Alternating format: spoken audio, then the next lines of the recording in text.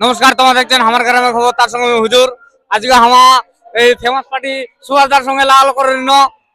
কেন দা ভালো আছিস? হ্যাঁ ভালো আছি। এখন কি প্রোগ্রাম কেমন বললো? প্রোগ্রাম তো ফাটাফাটি হয় আমাদের, আরো আছে নাকি? আরো আছে। আর একটা মোটামুটি 1 ঘন্টার আসর আছে। 1 ঘন্টা পরে চলে যাবো আমরা কালিয়াগঞ্জ আবার। কোথায়? কালিয়াগঞ্জ। কালিয়াগঞ্জ। ভালো তো। এই যে আমাদের handset, handset music set, music set. Handset বলা যায় না। দাদা কেমন? আছি, ভালোই আছি, তোমাদের আশীর্বাদে। তোমার নামটা বলে দাও দাদা। কার্তিক।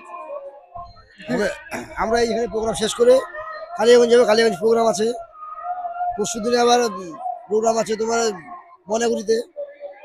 এইভাবেই চলছি, আমরা দেশ বিদেশ ঘুরে বেড়াচ্ছি, কখন কোথায় যাচ্ছি ঠিক ঠিকানা নেই আমাদের। আমাদের শিল্পী জীবনটা কেমন?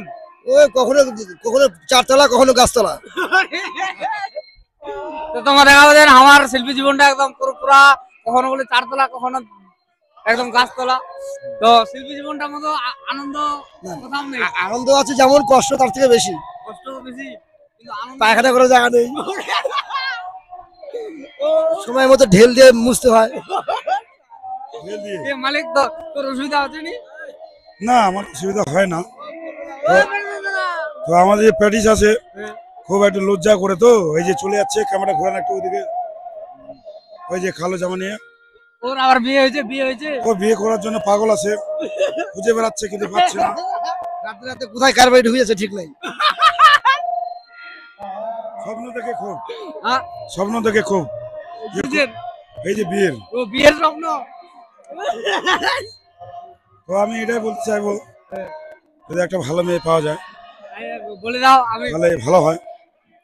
এই যে অনিল, অনিল বাবু আমাদের প্র্যাকটিস। অনিল দা প্যাডিস। হ্যাঁ তো এর মানে কন্যা লাগবে নাকি? হ্যাঁ, মোটামুটি কালো হলেও চলবে। কত সালে? 28-29। মেয়েটা ভাইও 28-29। আচ্ছা ঠিক আছে, ধন্যবাদ। ধন্যবাদ।